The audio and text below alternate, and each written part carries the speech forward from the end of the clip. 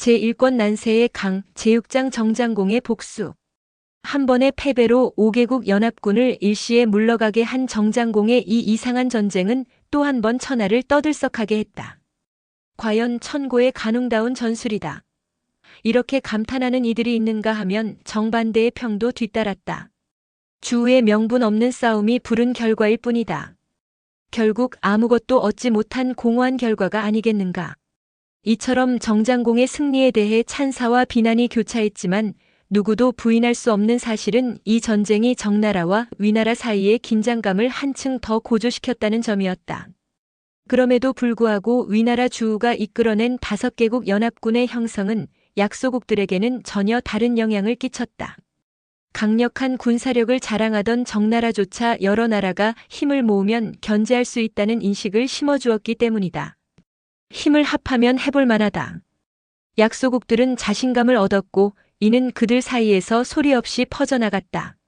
이러한 시점에 주평왕의 뒤를 이어 어린 나이로 왕위에 오른 주한왕은 그저 어린 통치자가 아니었다. 그는 오랫동안 쌓인 울분과 굴욕을 바탕으로 정장공에 대한 깊은 적대감을 품고 있었다. 아버지 태자호는 정나라로 보내진 인질로서 고향을 떠나 낯선 땅에서 고통과 외로움 속에 천수를 누리지 못하고 생을 마감했다. 주한왕은 그것이 정장공의 냉혹함 때문이라 믿었다. 꺾어버리리라. 주한왕은 이를 마음에 깊이 새겼다. 젊음의 패기와 분노는 그의 결심을 단단히 만들었다. 이런 상황에서 위나라가 주도하고 5개국이 연합하여 정나라를 공격한 소식은 주한왕에게 깊은 영감을 주었다.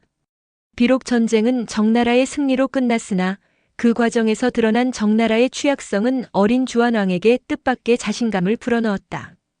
그는 은밀히 결의를 다졌다. 이번 기회에 자립하리라. 그러나 이 말은 입 밖으로 꺼낼 수 없었다. 천자의 나라 주왕실의 수장으로서 자립을 운운한다는 것은 결코 용인될 수 없는 일이었다. 그가 말없이 이를 악물며 결심을 굳히는 동안 마음속 깊은 곳에서는 이 결단의 무게가 점점 커지고 있었다. 곧이어 그는 실천에 나섰다.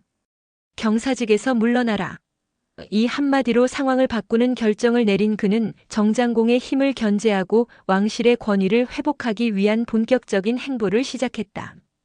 이번 전쟁은 단순한 군사적 충돌을 넘어 주나라의 정치적 균형을 뒤흔들었다. 정장공의 천재적인 전술과 주한왕의 젊은 패기, 그리고 각 나라의 복잡한 정치적 이해관계가 얽힌 이 전쟁은 단순히 정나라와 위나라 간의 대립으로 끝나지 않았다.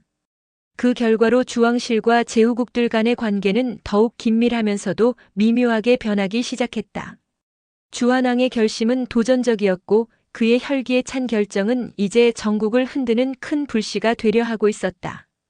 이 순간은 주한왕의 젊음이 가지는 강점과 동시에 약점이 드러나는 때였다.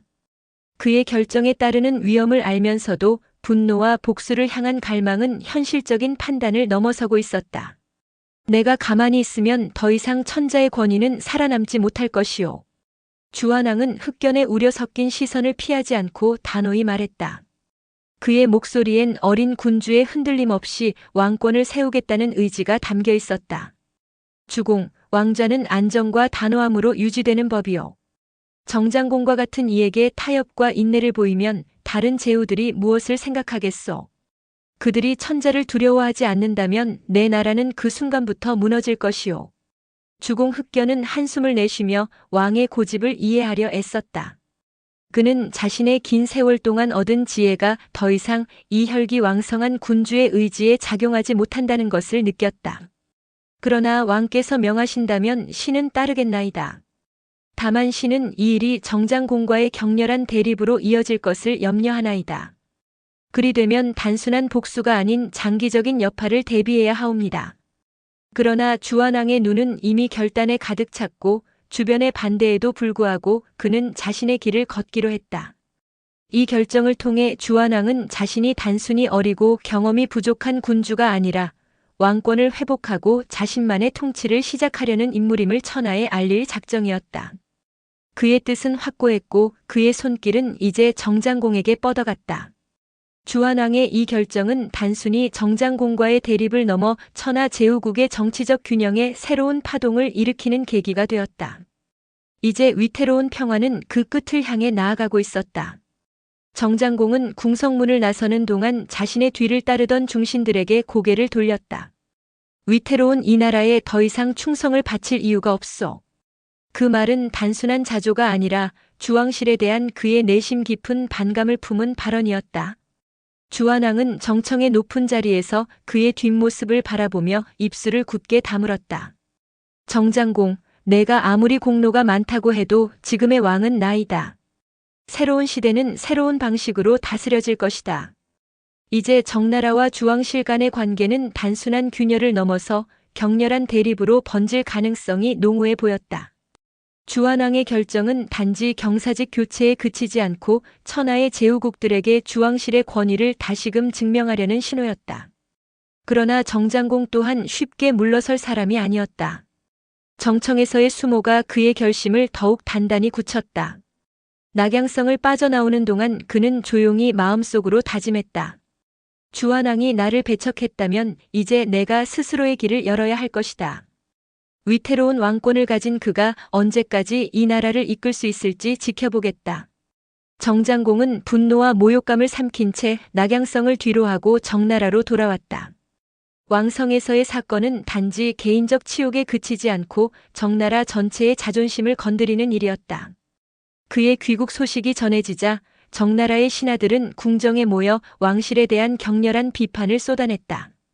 배신이다. 대부분의 신하들은 왕실에 대한 불만으로 가득 찼고 이에 대한 반발은 갈수록 거세졌다. 며칠 동안 끝없는 토론이 이어졌고 드디어 강성론자인 대부 고거미가 성난 목소리로 외쳤다. 여러 말할 것 없습니다. 당장 군사를 일으켜 왕성을 쳐부숩시다. 주한왕이란 어린 군주의 무례를 바로잡고 정나라의 위엄을 천하에 알릴 때가 왔습니다. 고거미는 전장에서 뛰어난 전략으로 위나라를 물리쳤던 전공을 자랑하며 자신의 주장을 관철하려 했다. 그의 강경한 태도는 다른 신하들에게도 영향을 미쳤다. 배은망덕도 유분수지요. 한 신하가 고거미를 거들며 소리쳤다. 우리 주공은 주왕실의 가장 큰 공신인데 그를 쫓아내고 궤공을 경사로 앉히다니 참을 수 없는 일입니다. 이참에 왕을 갈아치웁시다. 그렇게 되면 천하의 제후들이 우리 정나라를 두려워하게 될 것이요. 폐업을 이루는 계기가 될 것입니다. 이와 같은 강경론이 정나라 내부에서 여론으로 자리 잡아가는 듯 보였다. 그러나 모든 이가 고거미의 주장에 동의한 것은 아니었다.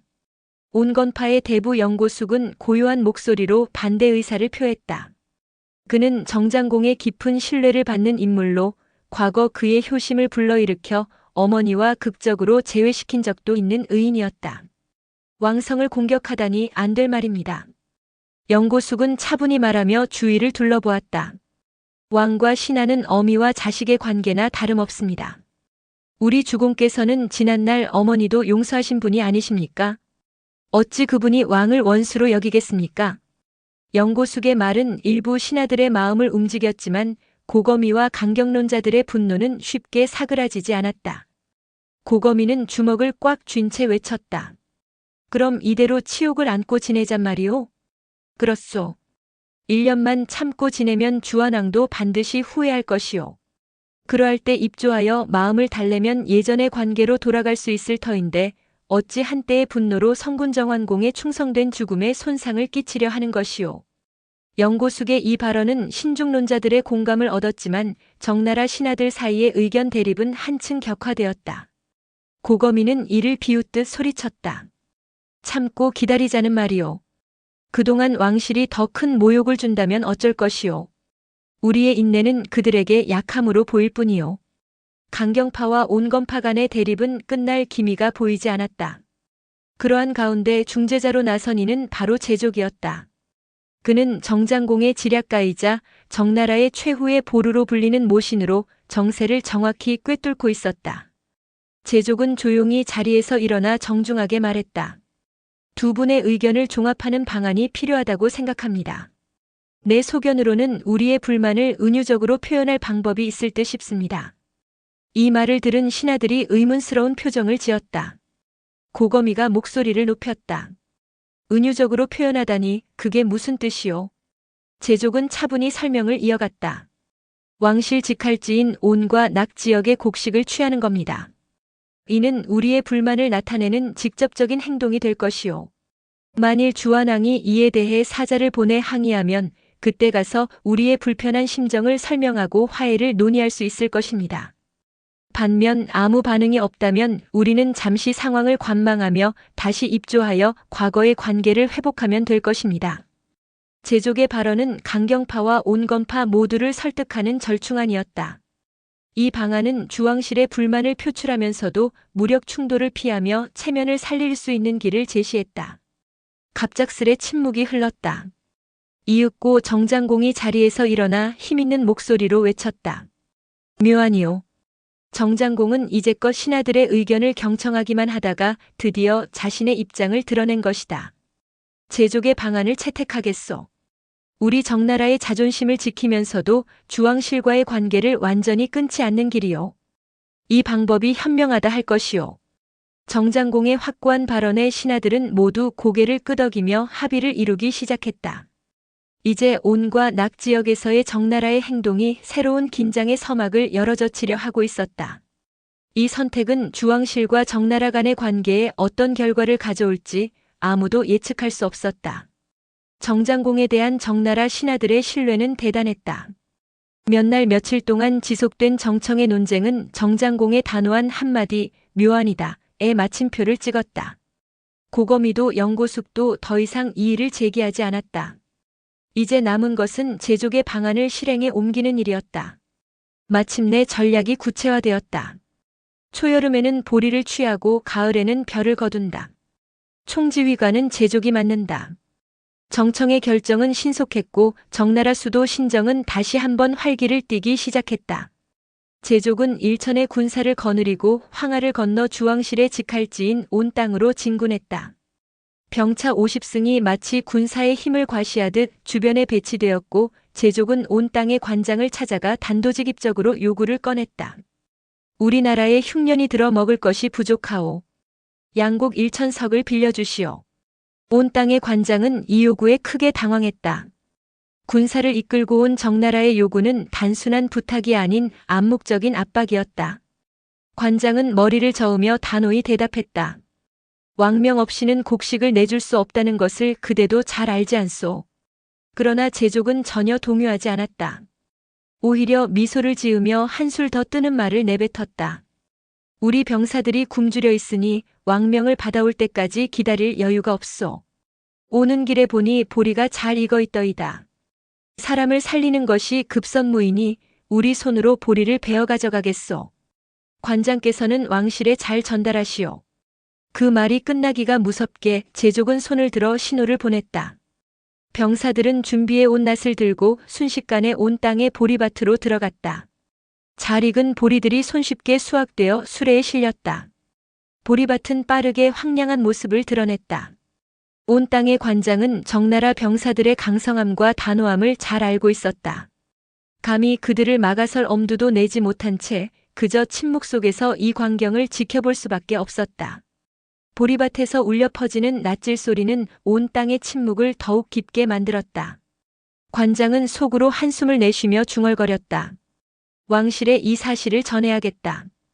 이대로 가만히 있을 수는 없겠구나. 온 땅에서 벌어진 이 사건은 단순히 보리를 수확하는 행동이 아니라 정나라의 주왕실에 대한 불만과 무언의 압박을 극명히 드러낸 사건이었다. 이는 곧 주왕실과 정나라 간 갈등의 새로운 국면으로 이어질 조짐을 보였다. 3개월 후 제족은 다시 병사들을 이끌고 나급 지역으로 향했다. 나급은 왕성의 바로 근처에 위치한 성주 지역을 가리키며 왕실 권력의 중심지였다. 그러나 이번에는 그들의 접근 방식이 달랐다. 온 땅에서와 같이 공공연한 침범은 도발로 간주될 수 있었기 때문이다. 장사꾼으로 변장하라. 제족의 명령이 떨어지자 병사들은 갑옷과 투구를 벗고 상인 복장을 갖추었다. 그들은 마을 입구에 숨어 밤이 깊기를 기다리며 조용히 숨을 죽였다. 삼경이 되자 제족은 횃불을 들어 신호를 보냈다. 어둠 속에서 빛나는 횃불은 명령의 시작을 알렸다. 매복해 있던 병사들은 일제히 낫을 들고 들판으로 달려나갔다. 논마다 황금 물결을 이루던 벼는 순식간에 수확되어 수레에 실렸다. 다음 날 새벽 나급 교회의 들판은 황량한 모습으로 변해 있었다. 들판을 관리하던 대부는 이 광경을 보고 경악을 금치 못했다. 어찌 이런 일이. 대부는 허허벌판이 된 논을 보며 혼란에 빠졌다. 하지만 충격에서 벗어날 새도 없이 나급의 군사들이 긴급히 동원되었다. 별을 훔친 자들을 추적하라는 명령이 내려졌지만 정나라 병사들은 이미 철수한 뒤였다. 제족의 전략은 단순한 약탈 이상의 의미를 담고 있었다. 정나라가 주왕실의 심장부에서조차 불만을 표출할 용기를 가졌음을 천하에 알리는 상징적 행동이었다. 또한 왕실의 권위에 균열을 가하는 동시에 대놓고 싸움을 걸지 않고 자존심을 지키려는 치밀한 책략이기도 했다. 나급의 대부는 이 사건을 즉시 주한왕에게 보고했고 왕실 내부는 이 사건으로 인해 크게 술렁였다. 이는 정나라와 주왕실 간의 관계에 더욱 심각한 긴장을 불러올 조짐을 보였다. 주한왕은 마음속 깊은 분노를 억누르며 말했다. 정장공, 내가 어디까지 나를 시험하려는 것이냐? 정나라에 의한 경작물 탈취 사건이 2번씩이나 일어나자 주한왕의 분노는 걷잡을 수 없이 치솟았다.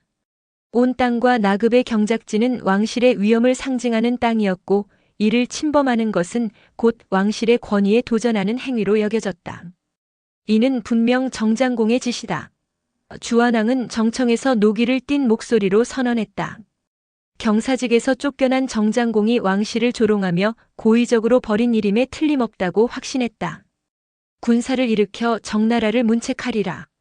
그의 말이 끝나기가 무섭게 정청하는 긴장감으로 가득 찼다. 어린 군주의 단호한 결정은 왕실 신하들의 표정에 불안을 드리웠다. 그때 주공 흑견이 자리에서 천천히 일어나 주한왕을 진정시켰다. 그는 오랜 세월 왕실을 보필해온 원로로서 왕과 신하들 사이의 가교 역할을 해왔다. 그의 목소리는 부드러우면서도 힘이 있었다. 왕께서 깊이 헤아려 주십시오. 정나라 제족이 왕실의 보리와 나락을 도적질한 것은 사실입니다. 그러나 이는 변방에서 일어난 소소한 일일 뿐입니다. 왕께서 작은 일에 분노하시어 오랜 세월 충성했던 신하를 끝내버리신다면 어느 제후가 왕실을 보필하려 하겠습니까? 신하들은 흑견의 발언에 고개를 끄덕이며 그를 지지하는 표정을 지었다. 흑견은 말을 이어갔다. 모르는 척 넘어가시면 정나라 스스로 왕실의 은혜를 깨닫고 미안해할 것입니다. 그리하면 천하의 제후들은 왕의 너그러우심에 감복하고 왕실의 위엄은 더욱 빛나게 될 것입니다. 주한왕은 흑견의 말을 듣고 잠시 생각에 잠겼다. 그러나 마음 깊은 곳에서는 정장공의 간교한 행위에 대한 분노가 쉬이 가라앉지 않았다. 그는 이를 악물며 결의를 다지듯 속으로 중얼거렸다. 정장공, 너의 모든 행동은 나를 시험하려는 것이다. 그렇다면 끝까지 참아야만 하는가? 흑견은 주한왕의 마음속 분노를 꿰뚫어 보았다. 그는 정장공의 간웅적인 기질을 너무도 잘 알고 있었다. 왕을 자극하려는 행위다. 정장공은 충분히 군사를 동원해 왕실의 반기를 들 수 있는 힘을 가지고 있다. 하지만 그가 직접적인 군사 행동 대신 이런 치졸한 행동을 택한 것은 이유가 있다. 흑견은 정장공이 계산적인 인물임을 깨달았다. 비록 왕실을 자극하려는 의도가 분명했지만 그는 명분 없는 전쟁을 일으키는 위험을 감수하지 않았다. 이는 정나라가 여전히 주왕실의 틀 안에서 행보를 고민하고 있음을 보여주는 행동이었다. 주한왕은 흑견의 말을 곱씹으며 감정을 억누르려 애썼지만 마음 한켠에서는 여전히 의문이 피어올랐다. 왜 정장공은 직접 싸움을 걸지 않는가? 정장공은 자신이 처한 상황을 꼼꼼히 분석했을 것이다. 경사직에서 쫓겨난 상태에서 명분 없는 싸움을 걸면 정당성을 잃는 것은 물론 천하 제후국들 사이에서 공적이 될 위험이 있었다. 이는 정나라가 단순한 불만을 넘어 고립될 수 있는 상황이었다. 계속해서 주공 흑견의 날카로운 조언이 이어졌다. 군사를 일으키게 되면 이는 곧 유인술에 말려드는 행위입니다. 주공 흑견의 차분한 설명은 주한왕의 마음을 진정시켰다. 그의 설명은 단순했다. 정장공은 주왕실의 군사를 유인하고 있으며 왕실이 먼저 군사 행동을 개시하는 순간 그는 완벽한 방어 명분을 얻는 것입니다. 왕군이 움직이는 것은 곧 정나라가 원하는 대로 말려드는 것이라고 주한왕은 그제야 자신의 흥분과 조급함을 자각했다. 정치를 처음으로 마주하며 정치란 이런 것인가라고 깨닫는 순간이었다. 의욕과 분노만으로는 통치에 있어 결코 충분하지 않았다. 그는 중신회의가 끝나며 어깨를 낮춘 채 힘겹게 명령을 내렸다. 연변의 모든 지방은 타국 병졸들이 경계 안으로 들어오지 못하도록 철저히 방비하라. 왕실과 정나라 간의 군사적 충돌은 일단락되었지만 갈등의 불씨는 여전히 남아있었다. 주한왕은 왕실의 위엄을 회복하려는 의지를 굽히지 않았고 정장공 역시 정나라를 폐업의 중심지로 만들겠다는 야심을 포기하지 않았다. 끝없이 뻗어나가는 두 사람의 평행선은 마치 운명의 장난처럼 서로에게 결코 닿을 수 없는 길을 이어가고 있었다. 현재의 평온은 그저 수면 속에 잠긴 일시적인 휴지일 뿐이었다. 정장공은 지나간 일을 잘 잊지 못하는 성격이었다. 그는 지난날 위나라와 송, 노, 진, 채 등 5나라가 연합하여 정나라를 침공해온 일이 여간 괘씸하지 않았다. 그 공격은 단순한 전쟁이 아니었다. 그것은 정나라의 존엄을 짓밟는 것이었으며 무엇보다 그의 통솔력에 대한 직접적인 도전이었다. 주한왕이 나를 경사직에서 쫓아낸 것도 바로 그 때문이다. 정장공은 이를 떠올릴 때마다 분노로 가슴이 뜨거워졌다. 복수하고 싶었다. 아니, 반드시 복수를 해야만 했다. 그는 왕실의 배신과 모욕을 결코 가만히 넘길 수 없었다. 나의 뜻을 이루기 위해서라도 반드시 그들을 응징해야 한다. 하지만 현실은 그의 열망만큼 단순하지 않았다. 5나라를 상대로 일시에 싸우는 것은 불가능에 가까웠다. 그렇게 한다면 정나라는 국력을 소진할 뿐이고 그 대가로 얻을 것은 빈 껍데기뿐일 것이다. 아무리 승리를 거머쥔다 해도 정나라는 돌이킬 수 없는 손실을 입게 될 것이 분명했다. 그것은 결코 바람직한 결과가 아니었다. 그날 밤 정장공은 깊은 고민에 빠졌다. 그럴 때 그의 곁에 있던 모신 제족이 조용히 말을 건넸다. 한꺼번에 10개의 화살을 부러뜨리지는 못하더라도 하나하나 상대하면 쉽게 10개의 화살을 부러뜨릴 수 있습니다. 단 한마디였다. 하지만 그 말은 정장공의 머릿속을 환히 밝히는 번뜩이는 깨달음을 가져다 주었다. 그렇군. 정장공은 미소를 짓고 고개를 끄덕였다. 제족의 간단한 비유는 그의 모든 갈등을 단번에 정리해 주었다. 그는 5나라를 한꺼번에 상대하는 대신 하나씩 나누어 대처하기로 결심했다. 그들 중 노나라와 진, 채나라는 단지 형식적으로 가담했을 뿐이며 정나라와의 직접적인 무력 충돌은 없었다. 그들에게는 별로 괘씸한 생각이 들지 않는다. 하지만 송나라와 위나라는 다르다. 정장공의 마음속에는 점차 복수를 실행할 전략이 구체적으로 자리 잡기 시작했다.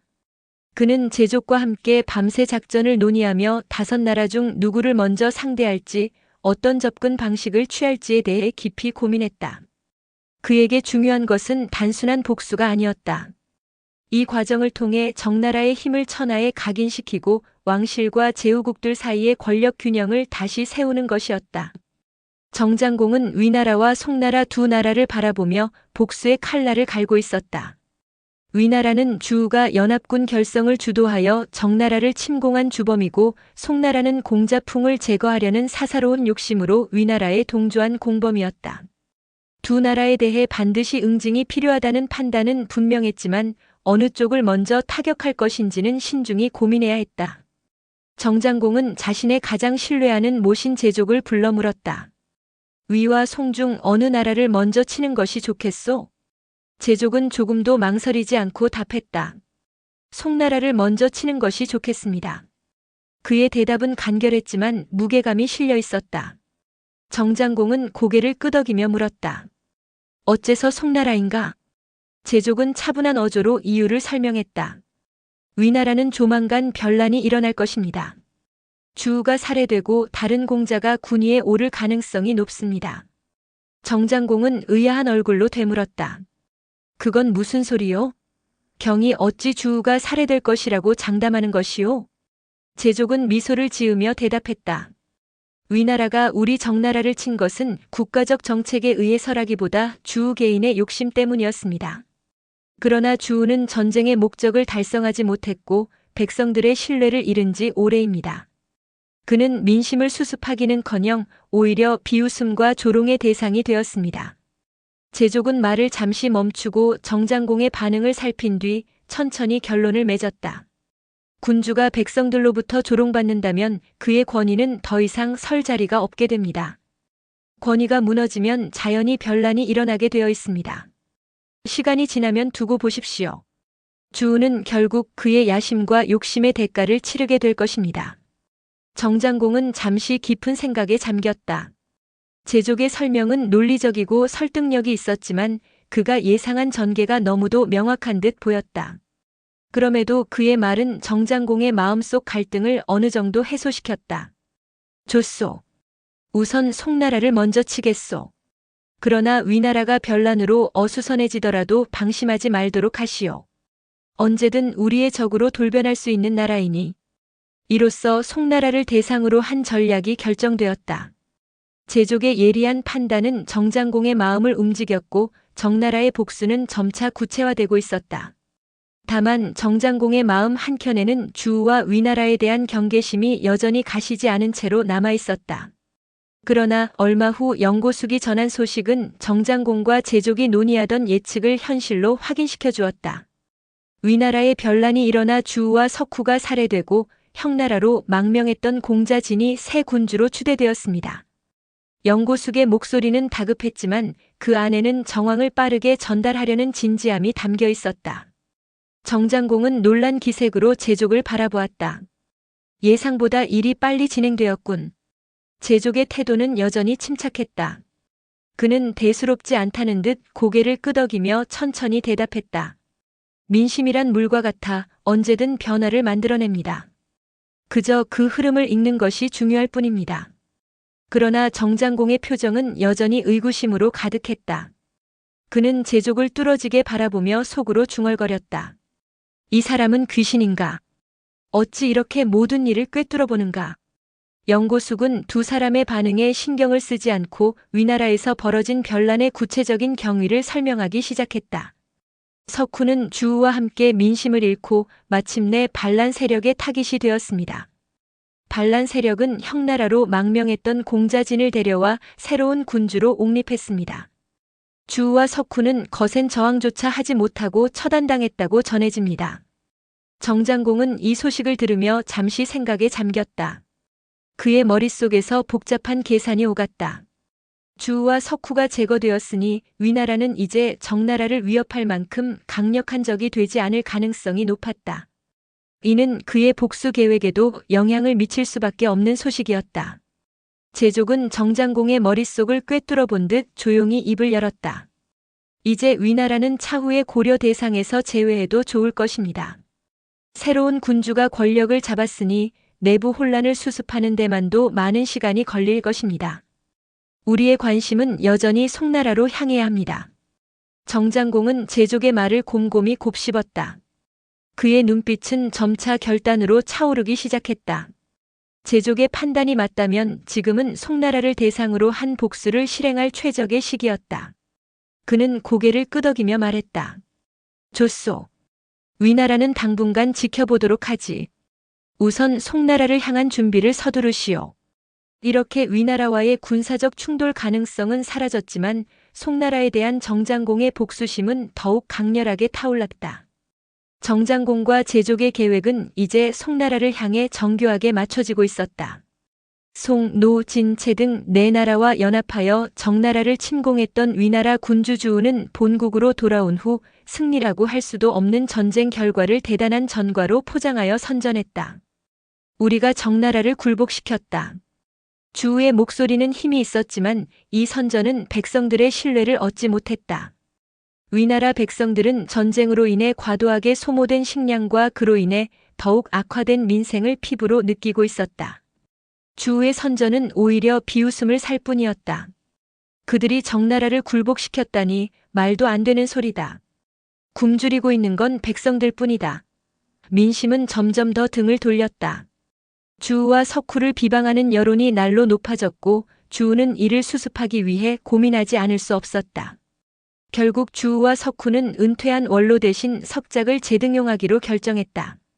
석작은 예전에 상경의 벼슬을 지내며 백성들로부터 두터운 신망을 얻었던 인물이었다. 그러나 주우가 정권을 잡으면서 나이 많음을 이유로 벼슬에서 물러나 있었다. 석작을 다시 불러들여 나라 일을 맡기면 민심이 안정되지 않을까? 주우와 석후는 그렇게 기대하며 의견을 모았다. 주우는 석후를 불러 말했다. 그대가 가서 설득해보라. 비록 석후가 집에서 쫓겨났지만 그는 석작의 아들이었다. 주우는 아버지와 아들의 관계를 이용하면 석작이 완강히 거부하지는 않을 것이라고 믿었다. 만약 끝내 제출사를 거절한다면 민심을 수습할 묘책이라도 알려달라고 하라. 주우는 석후에게 마지막 지시를 내렸다. 그러나 그 무렵 석작은 이미 다른 계획을 세우고 있었다. 그는 주우와 석후의 무능함이 위나라를 파멸로 이끌고 있다고 확신하고 있었다. 위나라를 구하기 위해선 반드시 주우를 군위에서 끌어내리고 새로운 군주를 앉혀야 한다는 신념을 품고 있었다. 나의 마지막 사명이다. 석작은 심지어 자객을 사서 주우를 제거할 계획까지 세우고 있었다. 그런 와중에 아들 석후가 집으로 찾아왔다. 석작은 그가 온 이유를 단번에 짐작했다. 그러나 그의 얼굴에는 흔들림 없는 결의가 담겨 있었다. 석작은 석후를 보며 생각했다. 이제야 위나라를 도탄에서 구할 수 있는 기회가 왔다. 그리고 머릿속에 한 가지 묘책이 섬광처럼 떠올랐다. 그것은 석작이 오랫동안 기다렸던 기회였다. 그는 석후가 말하기도 전에 속으로 다짐했다. 내 계획은 이제 시작이다. 석후가 방으로 들어와 공손히 절을 올렸다. 석작은 근엄한 표정으로 그를 내려다보다가 냉소를 띠며 말했다. 집을 도망쳐 나간 놈이 무슨 일로 나를 찾아왔느냐? 석후는 고개를 숙이며 정중히 답했다. 지나간 일은 소자가 잘못했습니다. 지금 위나라는 새로운 시대를 맞이했지만 좀처럼 민심이 안정되지 않고 있습니다. 주공께서 아버님을 다시 모시고자 하십니다. 소자의 낯을 보아 재상직을 맡아 주십사간청드립니다. 석작은 잠시 아들을 바라보다가 천천히 고개를 저었다. 나는 늙었다. 어찌 나라 정사를 맡을 수 있겠느냐? 그의 목소리는 차분했지만 단호했다. 석후로서는 충분히 예상했던 대답이었다. 오히려 자신이 각오했던 불호령이 내려오지 않은 것만으로도 안도했다. 그는 희미한 희망을 품고 다시 한번 부탁했다. 하오면 백성들의 마음을 안정시킬 수 있는 묘책이라도 알려주십시오. 주공과 소자는 아버님의 말씀을 절대 따를 것입니다. 석작은 잠시 눈을 감고 깊은 생각에 잠긴 척했다. 사실 그의 마음속에는 이미 다른 계산이 있었지만 그는 이를 아들에게 쉽게 내비치지 않으려 했다. 잠시 후 그는 천천히 눈을 뜨며 석후를 보았다. 내가 나라를 위하는 마음이 그러하니 내가 한 가지 방법을 일러주겠다. 석후는 안도의 한숨을 내쉬며 감사의 뜻으로 고개를 숙였다. 말씀만 내려주십시오. 석작은 침착하게 말을 이어갔다. 누구나 제후의 위에 오르면 왕실에 입조하여 천자를 아련하고 인증을 받아야 하는 법이다. 새 주공이 낙양에 입조하여 천자를 뵙게 되면 천자께서는 면, 술에 의복을 하사할 것이다. 그것을 받고 복명해야 비로소 정식 제후가 되는 것이다. 백성들이 천자의 인증을 받는 군주를 어찌 인정하지 않겠느냐. 석후는 석작의 말에 눈을 반짝이며 고개를 끄덕였다. 듣고 보니 너무도 간단하면서도 정당한 방안이었다. 그것은 천자의 권위를 빌려 백성들의 마음을 돌릴 완벽한 계책처럼 보였다. 기막힌 계책입니다, 아버님. 그러나 석후는 알지 못했다. 석작의 속내는 단순히 주우와 위나라 정권을 돕는 것이 아니었다. 그는 이 계책을 통해 자신의 진짜 의도를 실행하려 했다. 그의 눈빛 속에는 묘한 결의가 깃들어 있었다. 이제야 위나라를 도탄에서 구할 길이 열렸다. 석후는 아버지 석작의 계획을 들으며 감탄을 금치 못했다. 그의 한마디 한마디는 단순히 문제를 해결하는 수준을 넘어 깊은 통찰과 다층적인 접근으로 이루어져 있었다. 석후는 마음이 크게 놓이며 석작의 말을 더 듣고자 했다. 석작은 석후에게 천자를 아련하기 전 진나라를 먼저 방문해 그들과 외교적인 협력을 도모하라고 일러주었다. 하지만 이는 단순히 천자에게 나아가기 위한 사전 단계가 아니라 석작의 또 다른 의도가 숨어 있는 계책이었다. 계책을 들은 석훈은 잠시 생각에 잠긴 듯 눈을 감았다. 이 정도만 해도 주공께서 만족할 만한 방안이리라. 석훈은 고요히 중얼거렸다.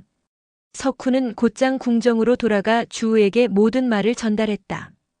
주우는 깊은 절망감에 갇혀있던 순간에 이 말을 듣고는 마치 구세주를 만난 것처럼 표정을 밝히며 외쳤다. 과연 그대의 아버지는 하늘이 내리신 기재로다. 그대는 아버지에게 감사를 전하라. 이 대책이야말로 우리가 지금 필요로 하는 것이다. 주우는 즉각 석작의 제안을 실행에 옮기기 위한 준비에 돌입했다. 그는 진원공을 설득하기 위해 신중히 접근할 계획을 세우고 주위의 신하들에게 석작의 해안을 극찬하며 왕국의 미래를 논하기 시작했다. 석작의 전략은 이제 위나라의 제도약을 위한 중심축으로 자리 잡고 있었다. 하지만 석작의 마음 깊은 곳에는 그 누구도 알아채지 못한 또 다른 계산이 숨어 있었다. 그는 단순히 주우의 명성을 되살리는 데 협력하는 것이 아니라 자신의 진정한 목표를 위해 더 큰 그림을 그리고 있었다. 이 모든 것이 내 마지막 사명을 완수하기 위한 첫걸음에 불과하다. 석작은 자신의 계책이 마침내 위나라를 새로운 길로 이끌어갈 순간을 기다리고 있었다.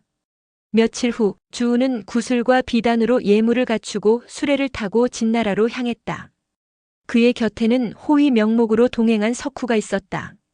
그들은 석작의 묘안이 민심을 안정시키고 왕권을 강화할 수 있는 결정적인 계기가 되리라 믿으며 낙관적인 기대로 가득 차 있었다. 석후는 아버지 석작의 지혜를 떠올리며 내심 뿌듯함을 느꼈고 주우 역시 석작을 하늘이 내린 기재라며 칭송을 아끼지 않았다. 하지만 그들이 모르는 진실이 있었다. 석작은 자신의 뜻을 이루기 위해 뒤에서 치밀하게 움직이고 있었다. 아들 석후와 주우가 위나라의 운명을 결정짓는 계기가 될 것이라 믿고 있는 동안 석작은 단호한 결심으로 자신의 최후 계획을 실행에 옮기고 있었다. 석작은 혈서를 작성하며 손가락 끝에서 떨어지는 피로 한 글자 한 글자에 자신의 모든 뜻을 담았다. 그는 피로 쓴 글을 마치고 가제를 불러 신중히 당부했다. 이 편지를 진나라의 대부 자침께 전해주도록 하라. 밤낮을 가리지 말고 달려야 한다. 기일을 넘기거나 이 편지가 다른 손에 넘어가게 해서는 안 된다. 가제는 석작의 결연한 표정을 보며 머리를 숙였다. 명심하겠습니다, 주인님. 가제는 즉시 빠른 말을 몰고 진나라를 향해 질주했다. 이 모든 준비는 주우와 석후가 떠나기 이틀 전에 이미 이루어진 일이었다. 진나라 대부 자침은 한가로운 하루를 보내던 중 느닷없이 석작으로부터 전달된 혈서를 받았다. 그는 깜짝 놀라며 봉투를 열었고 편지 속 붉게 물든 글귀가 그의 눈에 들어왔다. 자침은 심장이 뛰는 것을 느끼며 한 글자 한 글자를 정독했다. 우매한 동생이 현명한 형에게 부탁의 글을 올립니다. 혈서의 내용은 충격적이었다. 자침은 석작의 깊은 고뇌와 결의가 담긴 글을 읽으며 그의 진심을 헤아릴 수 있었다. 칼로 손가락을 찔러가며 마지막 사명으로 보낸 이 편지는 단순한 부탁이 아니었다. 그것은 위나라를 바로잡고 천하의 의를 세우고자 하는 절박한 외침이었다. 자침은 깊은 숨을 내쉬며 생각했다. 석작의 뜻을 거스른다면 나 또한 천하의 기강을 저버리는 것과 같을 것이다. 그러나 문제는 주우와 석후라는 대상이 위나라 군주와 그의 최측근이라는 점이었다. 진나라의 한 대부로서는 이 거대한 일을 혼자 감당할 수 없었다. 자침은 즉각 진원공을 찾아갔다. 그는 진원공의 총애를 받는 인물로 석작이 혈서를 보낸 것도 이 점을 염두에 둔 결정이었다. 자침은 진원공을 아련하자마자 혈서를 내밀며 말했다. 주공, 이는 석작이 보낸 간절한 부탁입니다. 위나라의 주우와 석후는 그간 나라를 어지럽히고 천하의 혼란을 초래해왔습니다. 석작은 이를 바로잡고자 하옵니다. 이는 단지 위나라의 문제가 아니라 천하의 기강을 세우는 문제입니다. 진원공은 자침의 말을 조용히 듣고 혈서의 내용을 읽었다. 잠시 깊은 생각에 잠긴 그는 마침내 고개를 끄덕이며 결론을 내렸다. 석작의 뜻을 받들도록 하라. 주우와 석후가 진나라로 도착하면 즉시 그들의 죄를 밝히고 기강을 바로 세우도록 하라. 이는 단지 위나라의 안정이 아니라 천하의 질서를 회복하기 위한 길이다. 한편 주우와 석훈은 아무것도 모른 채 진나라를 향해 계속해서 길을 재촉하고 있었다. 그러나 그들을 기다리는 것은 석작의 묘책이 아니라 그들의 죄를 심판하려는 진원공과 자침의 강력한 결단이었다. 혈서를 들고 궁정으로 들어간 자침은 곧바로 진원공을 아련했다. 진원공은 자침이 건넨 편지를 받아들고 그 피로 물든 문구를 하나하나 읽어내려갔다. 그의 표정은 점점 굳어지더니 마침내 고개를 들어 자침을 바라보며 묵직하게 물었다. 이 일을 어찌하면 좋겠소? 자침은 잠시 생각한 뒤 짧고 함축적인 대답을 내놓았다. 위나라의 일을 방조하면 우리 진나라까지도 물들고 말 것입니다. 그의 말은 단순했지만 그 안에 담긴 의미는 날카로웠다. 진원공은 고개를 끄덕이며 자침의 대답에 동의했다. 그렇겠지? 진원공은 잠시 침묵하며 깊은 생각에 빠졌다. 석작의 혈서와 자침의 조언은 결코 가볍게 흘려보낼 수 없는 일이었다. 그는 이 사건이 진나라에 미칠 정치적 파장을 고려해야 했으며 동시에 석작의 신뢰와 천하의 정의를 저버리지 않을 방법을 찾아야 했다. 얼마 후 위나라 군주 주우와 석훈은 마침내 진나라 수도 완구에 도착했다. 완구는 지금의 하남성 회양현으로 진나라의 정치와 문화 중심지였다. 주우와 석후로서는 위환공을 몰아내고 정권을 잡은 이후 첫 번째 공식적인 타국 방문이었다. 그들은 화려한 장식을 자랑하는 수레 위에 앉아 거만한 태도로 성 안으로 들어섰다. 주우는 자신이 위나라의 군주임을 드러내려는 듯 지나가는 이들의 시선을 의식하며 한껏 몸을 젖혀 기세를 과시했다. 석후 역시 아버지 석작의 조언을 바탕으로 이번 방문이 순조롭게 성공할 것이라고 믿고 있었기에 자신감에 차 있었다. 진원공은 공자타에게 명하여 성문 근처에서 주우와 석후를 영접하게 했다. 공자타는 차분한 태도로 그들을 맞이하며 말했다. 우리 주공께서 내일 태묘에서 상견하시기를 원하십니다. 주우는 진원공의 이러한 정중한 예우를 보며 더욱 기세등등해졌다. 그는 스스로를 천하제후의 중심이라고 여겼고 자신의 위상이 진나라에서도 인정받고 있다는 확신이 들었다. 내 계획은 완벽하다. 그는 마음속으로 이렇게 확신하며 수레를 타고 성 안으로 더 깊이 들어갔다. 그러나 진원공과 자침 그리고 석작의 치밀한 계획이 그들을 기다리고 있음을 그는 꿈에도 알지 못했다. 다음 날 진나라 태묘의 넓은 들판은 횃불로 환히 밝혀졌다. 태묘는 단지 조상의 위패를 모시는 장소를 넘어 왕조의 역사를 기리고 정당성을 상징하는 신성한 공간이었다. 특히 진나라는 태묘를 자랑으로 삼으며 조상을 숭배하는 전통을 이어왔다. 태묘의 존재는 진나라의 자긍심이자 위대한 계보를 나타내는 중요한 요소였다. 진원공은 일부러 주우를 태묘로 초청했다. 이는 단지 의례적인 초청이 아니었다. 태묘에서 이루어지는 만남은 순 임금의 성덕을 은연중에 드러내고 진원공에게 자신의 뿌리와 정당성을 과시하려는 의도가 담겨 있었다. 태묘의 뜰 앞쪽에는 진원공이 중심 자리에 위엄 있게 앉아 있었고 그의 좌우로는 신하들이 질서정연하게 자리 잡고 있었다. 그날의 준비는 철저하고도 우아했으며 이 모든 것이 주우에게 진나라의 기풍을 뚜렷이 보여주기 위한 연출이었다. 잠시 후 화려한 수레를 타고 도착한 주우와 석후가 태묘의 모습을 드러냈다. 그들은 전날부터 자신들을 환대하는 진나라의 태도에 기세등등한 모습이었다. 특히 주우는 이번 만남이 자신과 위나라의 위상을 드높이는 기회라고 확신하며 여유 있는 태도로 태묘를 향해 걸음을 옮겼다. 그러나 막 문 안으로 들어서려는 순간 두 사람은 태묘의 옆에 세워진 패를 보고 걸음을 멈추었다. 신하로서 충성하지 못한 자와 자식으로서 불효한 자는 태묘에 들어오지 마라. 이 문구는 단순한 경고처럼 보였지만 그 안에는 엄격한 도덕적 기준과 경고의 의미가 담겨 있었다. 그 문구를 읽은 주우와 석후의 얼굴은 순식간에 굳어졌다. 그들은 순간적으로 자신의 과거 행동이 떠오르며 마음속 깊은 곳에서 찔리는 무언가를 느꼈다. 주우는 안색이 굳은 채로 안내를 맡은 대부 자침에게 물었다. 이 패를 세운 뜻이 무엇이오? 그의 목소리에는 평정을 유지하려는 기색이 묻어 있었지만 미세한 긴장감이 드러났다. 자침은 부드럽고 차분한 목소리로 대답했다. 이 패는 우리 성군께서 남기신 교훈입니다. 우리 주공께서는 그 교훈을 잊지 않기 위해 특별히 이곳에 패를 세우신 것입니다. 신경 쓰실 필요는 없습니다. 자침의 대답에 주우와 석훈은 잠시 침묵하더니 이내 굳은 표정을 풀고 문 안으로 들어섰다. 하지만 그들의 마음속에서는 여전히 찝찝함이 가시지 않았다. 태묘로 향하는 걸음은 이전보다 무거워 보였다. 이 순간 태묘는 단지 제례를 위한 장소가 아니라 주우와 석후의 과거와 현재를 암시하는 상징적인 무대로 변하고 있었다. 진원공과 자침의 계획은 이제 점차 그 실체를 드러내려 하고 있었다. 여기까지 모든 것은 제후국의 예법에 따라 차근차근 진행되었다.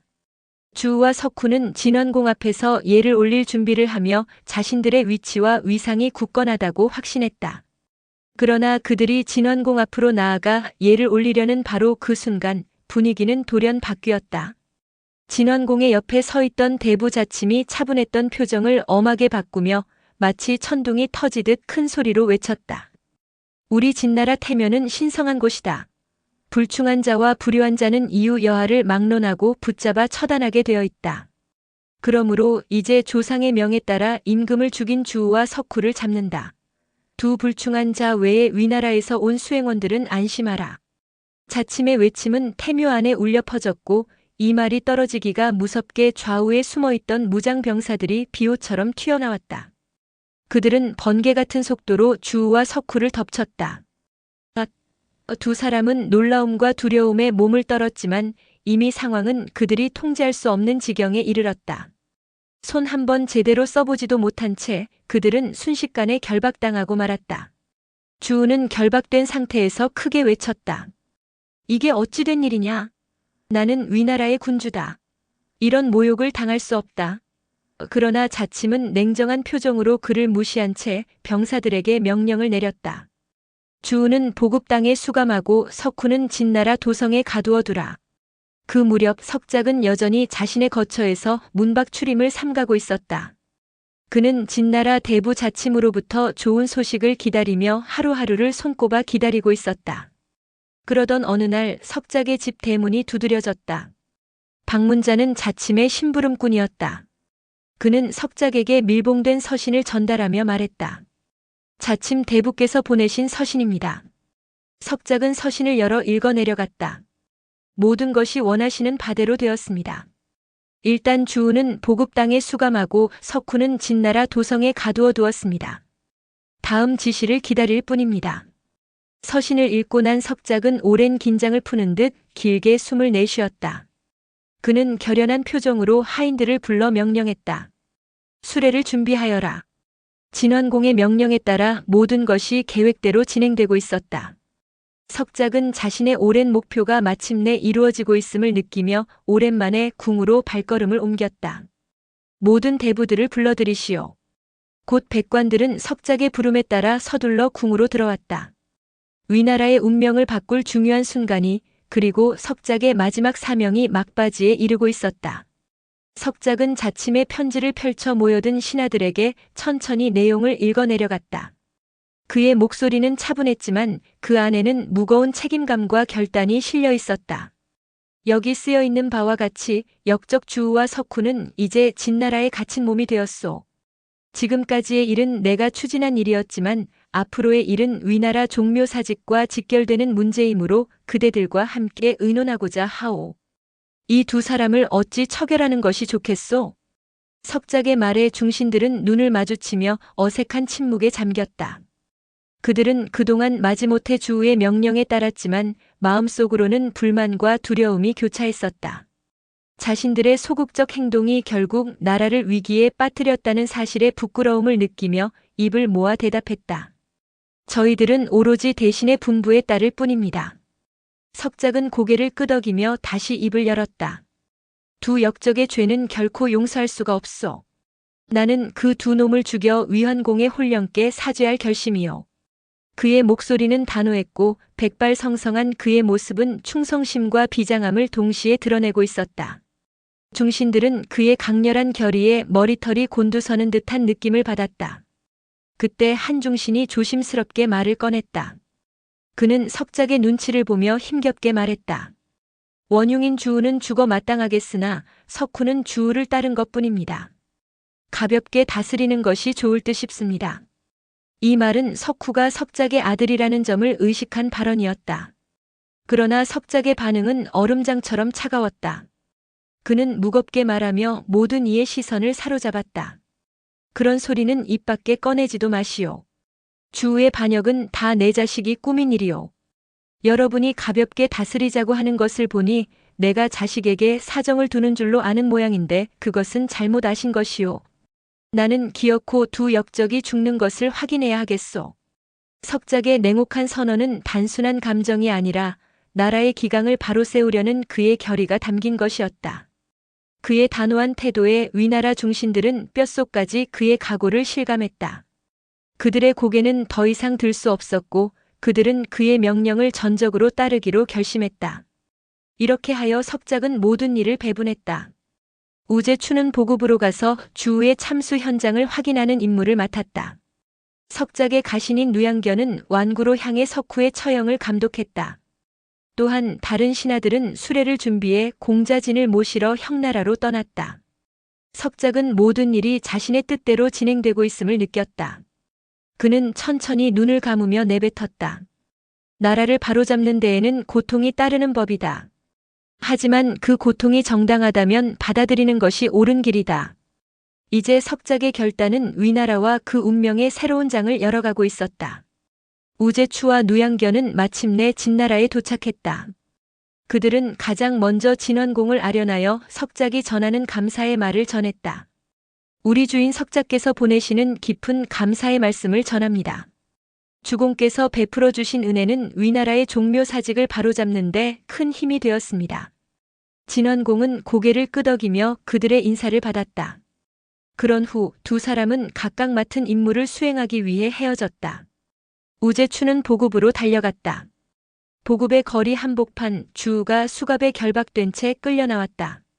그 광경은 마치 위나라의 비극적 역사를 단적으로 보여주는 듯 했다. 주우는 무리 속에서 자신을 노려보는 우제추를 발견하고 외쳤다. 너는 나의 신하가 아니냐? 어찌 감히 나를 죽일 수가 있단 말이냐? 우제추는 차분하지만 날카로운 목소리로 응답했다. 그렇다. 그러나 지난날 우리 위나라에서는 신하된 몸으로 임금을 죽인 자가 있었다. 나도 그 자를 본받고자 하노라. 이 말은 주우에게 치명적인 한방이었다. 그는 말문이 막힌 채 고개를 떨구었다. 곧이어 날카로운 칼날이 번쩍이며 주우의 목은 땅으로 떨어졌다. 피가 흘러내리며 거리 한복판은 비극적인 침묵 속에 잠겼다. 한편 누양견은 석후가 갇힌 진나라 도성으로 향했다. 그는 석후의 처형 장소로 이동하며 석작이 내린 엄중한 명령의 무게를 되새겼다. 옥에서 끌려 나온 석후는 어릴 적부터 익숙한 가신인 누양견을 보며 작은 희망을 품었다. 그는 간절히 요청했다. 마지막으로 아버님의 얼굴이나 한번 보게 해주오. 그러나 누양견의 대답은 그의 희망을 산산조각 냈다. 나는 너의 부친으로부터 너를 죽이라는 명을 받고 이곳에 왔다. 내가 정의 부친을 뵙고 싶다면 내 목을 가지고 돌아가마. 그때 부친을 뵙도록 하여라.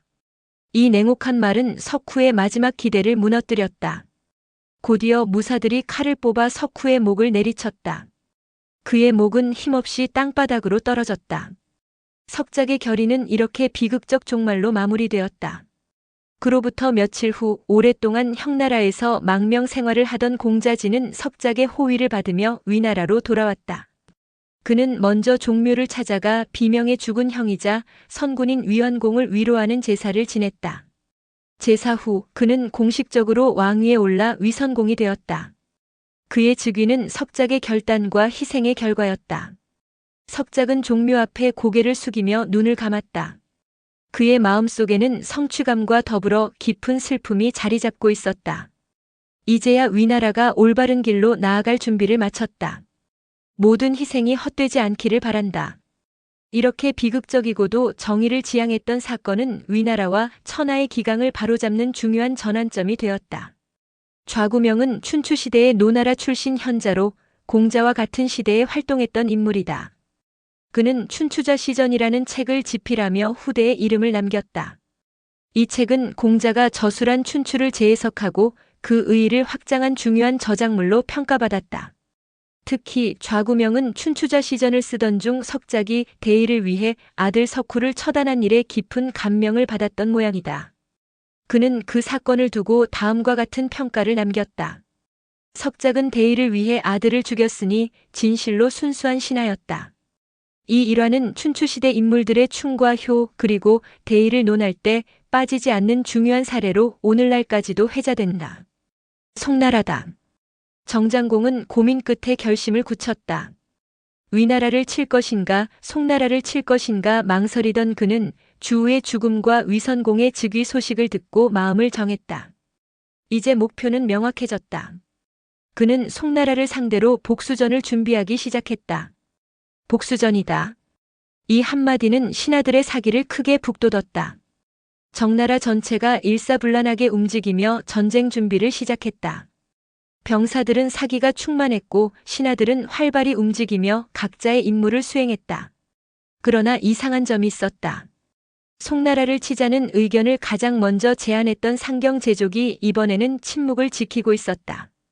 평소 누구보다 앞장서서 지휘하던 그가 아무 일도 하지 않고 팔짱만 끼고 있었던 것이다. 정장공은 이상하게 여겨 제족을 불러 물었다. 그대는 어찌하여 팔짱만 끼고 있소? 기다렸다는 듯 제족이 입을 열었다. 신은 지는 전쟁에는 참가하고 싶지 않습니다. 정장공은 그 말에 놀라며 되물었다. 지는 전쟁이라니 그게 무슨 말이오? 제족은 차분히 그의 얼굴을 바라보며 대답했다. 이번 전쟁은 집니다. 정장공은 당황한 듯 물었다. 그대의 말을 듣고 송나라를 치려 하는데 지는 전쟁이라니 나는 무슨 말인지 잘 모르겠구려. 제족은 정장공의 눈을 바라보며 설명을 이어갔다. 지난번에 우리나라를 친 나라는 송나라 하나가 아니라 5개국 연합군입니다. 그들은 단순히 송나라의 힘만으로 싸운 것이 아닙니다. 그들의 연합은 강대했고 우리나라는 이에 큰 피해를 입었지요. 지금 우리가 복수전을 준비한다고 해도 송나라 혼자만을 상대로 싸울 수 있을 것 같습니까? 이번 전쟁은 이길 확률이 희박합니다. 정장공은 제족의 말을 듣고 잠시 깊은 고민에 빠졌다. 그는 복수의 의지로 가득 찼지만 제족의 논리도 쉽게 무시할 수 없는 현실을 지적하고 있었다. 이번 전쟁의 결과는 단순히 한 나라에 대한 응징을 넘어 정나라의 운명을 좌우할 수 있는 중대한 문제가 될 것이었다. 정나라가 송나라를 공격하면 당연히 다른 네 나라는 겁을 먹을 것입니다. 정나라가 송나라를 공격하면 당연히 다른 네 나라는 겁을 먹고 다시 연합하여 송나라를 지원하려 들 것입니다. 이들이 또다시 결집한다면 우리 정나라는 이전보다 더 큰 위험에 처할 것이며 심지어 멸망의 위기에 직면할 수도 있습니다. 제족은 정장공의 표정을 살피며 말을 덧붙였다.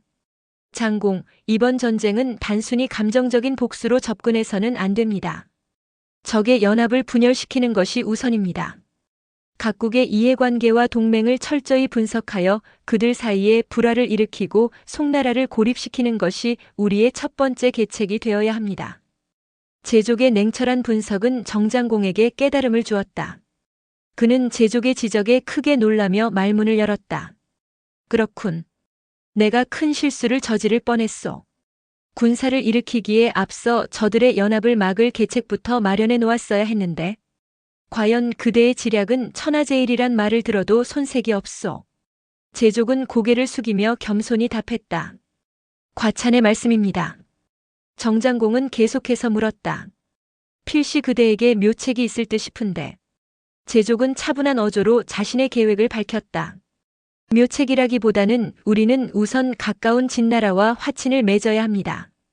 진나라는 우리와 국경을 맞대고 있으니 동맹을 형성하기에 유리한 조건입니다. 그 다음 멀리 있는 노나라와도 좋은 조건을 내세워 손을 잡아야 합니다. 만약 이 두 나라와 연합한다면 송나라에 대한 공격도 안정적으로 진행할 수 있을 것입니다. 그렇게 군사를 일으키면 반드시 송나라를 굴복시킬 수 있습니다. 정장공은 감탄을 금치 못했다. 과연 진앙이요? 곧바로 그는 사자를 진나라로 보내어 화친을 제의했다. 그러나 모든 일이 뜻대로 풀릴 리는 없었다. 정장공의 제의를 받은 진원공은 사자의 말을 들은 뒤 천천히 고개를 저으며 말했다. 정장공은 희대의 사기꾼이다. 어찌 그의 말을 그대로 믿을 수 있단 말인가? 이 말은 겉으로 드러내지는 않았고 진원공은 신하들에게만 내뱉은 의견이었다. 그러나 이복 동생 공자타는 다른 생각을 품고 있었다.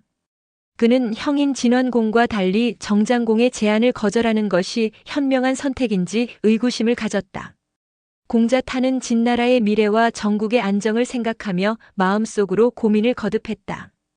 그는 자신만의 방식으로 정장공의 제안에 대해 다시 논의할 기회를 엿보려 하고 있었다. 정장공의 화친 제안에 대한 논의는 진나라 궁정에서도 갑론을박을 불러일으켰다. 공자타는 형 진원공에게 말했다. 정장공은 희대의 효웅입니다. 그와 친하게 지내는 것은 우리 진나라의 보배입니다. 지금이라도 사자를 다시 불러들이십시오. 그러나 진원공은 고개를 저으며 대답했다. 정장공이 화친을 맺으려면 송이나 위나라 같은 큰 나라와 맺을 것이지 왜 하필이면 우리같이 작은 나라와 화친을 맺으려 되는가? 이는 필시 다른 나라와 우리나라 사이를 이간시키려는 수작이 틀림없다.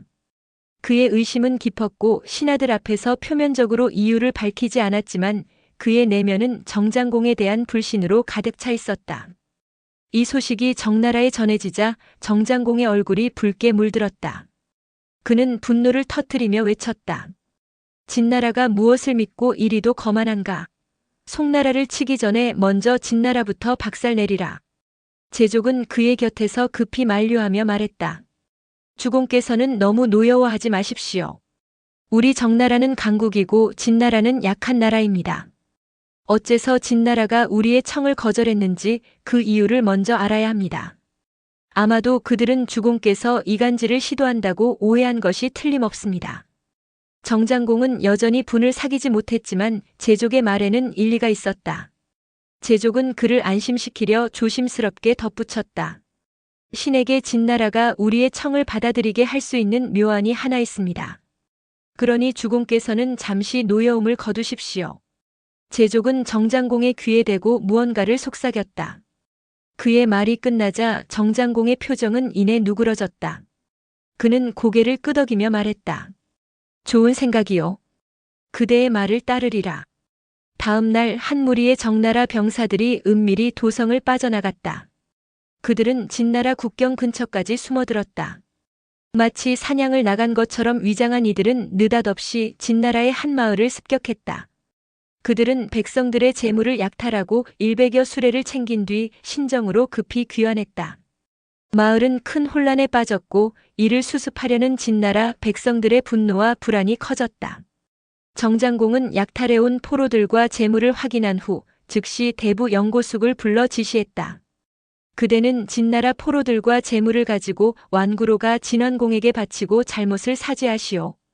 영고숙은 정장공의 뜻을 정확히 간파하고 있었다. 그는 즉시 준비를 마치고 진나라 백성들과 재물을 실은 수레를 이끌며 진나라로 향했다. 진나라에 도착했을 때 진원공과 신하들은 궁정에서 정나라의 불법 행위에 대한 대응책을 논의하고 있었다. 그들은 정나라가 진나라를 약탈한 사건에 격분해 있었지만 영고숙의 방문은 분위기를 반전시키기 시작했다. 영고숙은 최대한 공손한 자세로 진원공을 아련한 후 말했다. 얼마 전에 있었던 귀국에 대한 약탈 행위는 우리나라 관리가 정과 진 두 나라의 관계를 잘못 이해하고 일으킨 일입니다. 이는 전적으로 우리 정나라의 잘못입니다. 제가 우리 주공을 대신하여 사죄드리며 억울하게 잡혀온 사람들과 재물을 모두 돌려드립니다. 군우께서는 넓은 아량으로 이 일을 헤아려 주십시오. 또한 우리 주공께서는 진나라와 형제의 우호를 맺기를 간절히 바라고 계십니다. 군우께서 부디 허락해 주시기를 바랍니다. 영고숙의 진심 어린 말은 진원공에게 깊은 인상을 주었다. 그의 인품은 이미 진나라에서도 높이 평가되고 있었기에 그의 방문 자체가 정나라의 진정성을 증명하는 듯했다. 진원공은 신중히 생각하며 고개를 끄덕였다. 이 정도면 정나라가 우리와 화친을 맺으려는 뜻이 진실된 것이라 봐야 하지 않을까? 마침내 진원공은 정나라와 화친을 맺는 것을 허락했고 영고숙을 융숭이 대접하며 돌려보냈다. 진나라와 화친을 성사시킨 정장공은 다시 중신들을 정청으로 소집해 송나라에 대한 복수전을 논의하기 시작했다. 진나라가 우리와 손을 잡았으니 이제 군사를 일으켜 송나라를 치는 것이 어떻겠는가? 중신들은 일제히 대답했다. 기다리던 바입니다. 그러나 이때도 제족은 침묵을 지키며 마땅치 않은 표정을 짓고 있었다. 정장공은 그의 태도가 못마땅하여 물었다. 또 무엇이 부족한가? 제족은 고개를 들며 신중히 대답했다.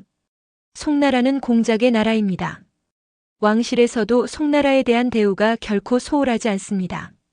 경솔이 송나라를 치러 갔다가는 오히려 왕실과 다른 제후들로부터 비난을 받을 수 있습니다.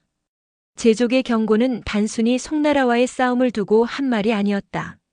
그것은 왕실과 제후국들 사이의 복잡한 정치적 균형과 정나라의 외교적 입지를 고려한 신중한 충고였다. 제족의 말에 정장공은 또다시 깊은 고민에 빠졌다. 제족의 조언은 언제나 정장공에게 무게감 있게 다가왔다. 그의 말이라면 무엇이든 귀 기울여 듣고 판단했던 정장공은 이번에도 처음에 호기로운 기세를 누그러뜨리며 걱정스런 목소리로 물었다. 그렇다면 어찌해야 좋은가? 제족은 침착하게 답했다. 일단은 주공께서 낙양왕성으로 들어가 천자께 아련을 청하십시오. 그런 후에 천자의 명을 받아 송나라를 친다고 널리 선전하면 대의명분이 서게 됩니다. 또한 제나라나 노나라 같은 다른 제후들도 떳떳이 부를 수 있을 것입니다. 정장공은 그의 대답을 듣고 크게 감탄하며 무릎을 쳤다. 만전지계란 일을 두고 하는 말이로다. 하지만 제족은 정장공의 기쁨 어린 표정을 보며 걱정스러운 투로 덧붙였다. 다만 한 가지 당부드릴 말씀이 있습니다. 정장공은 의아한 눈빛으로 물었다. 무엇이요? 제족은 정장공의 성격을 누구보다도 잘 알고 있었다. 그는 염려스러운 표정으로 말했다. 이번에 입조하시면 2년 전 곡식을 훔쳐온 일로 인해 주한왕께서 주공을 홀대하실 수도 있습니다. 왕이 무슨 말을 하여도 주공께서는 참을 자신이 있습니까? 정장공은 잠시 생각에 잠겼다가 단호히 고개를 끄덕였다. 그런 것이라면 아무 염려 마오. 한순간의 홀대쯤이 무슨 대수이겠는가? 제족의 얼굴에는 미묘한 안도의 빛이 감돌았다. 그의 계책은 대의를 위한 것이었고 정장공이 이를 명확히 이해해준 데에 안도한 것이다. 계획이 정해지자 정장공은 곧바로 나라의 통치를 세자에게 맡기고 제족과 함께 낙양으로 향했다. 오랜만에 나서는 낙양행이었지만 이번 여정은 단순히 형식적인 방문이 아니었다. 천자의 명을 받아 대의명분을 세우고 왕실과 제후국들 사이에서 정나라의 위치를 명확히 하려는 중요한 움직임이었다. 정장공은 출발을 앞두고 깊은 숨을 내쉬며 스스로 다짐했다. 모든 것은 나라를 위함이다. 홀대받더라도 감내하리라. 제족은 그의 곁에서 조용히 미소 지었다. 주공께서 이 계책을 실행에 옮기신다면 송나라와의 싸움에서 반드시 유리한 위치를 점하게 될 것입니다.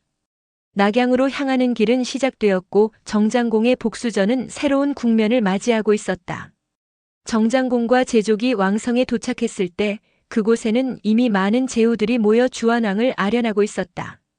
그들의 입조는 각국의 예법과 왕실에 대한 존경을 표하는 중요한 자리였으나 정장공에 대한 주한왕의 대접은 싸늘했다. 제족이 우려했던 바가 현실로 드러난 순간이었다. 주한왕은 정장공을 보자마자 냉랭한 표정으로 물었다. 정나라의 올해 농사는 잘 되었는가? 정장공은 최대한 겸손히 대답했다.